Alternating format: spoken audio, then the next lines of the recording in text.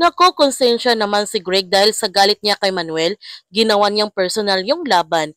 Ginamit pa niya yung kapatid ni Andres. Kung sinabi pa lang niya ng maaga kay Andres kung nasaan si John, posibleng buhay pa ito hanggang ngayon. Pumunta naman sina Andres sa puntod na kanyang ama at humingi ng tawad si Andres sa kanyang ama na hindi niya natupad yung pangako niya na makasama nila si John. Kaya napagdesisyonan ni Andres na bumalik sila sa kanilang lupain para magsimula ng tahimik na buhay na kasama si Apo.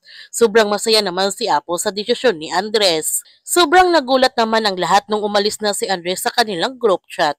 Sinabihan ni Gab ang team na magkita-kita na sila. Baka mamaya may biglang umalis na naman. Kaya nagtungo na nga ang team sa lugar kung saan sila magkita-kita.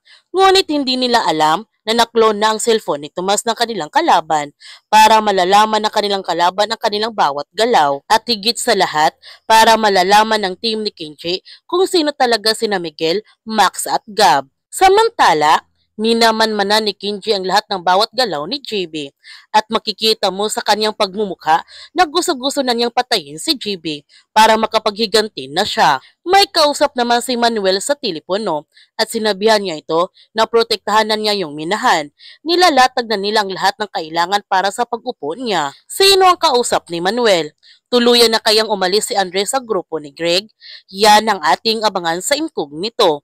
Kung bago ka pa channel ko, don't forget to like, subscribe, and click notification bell para palagi kang updated sa mga videos in-upload ko. Thank you for watching and God bless to everyone.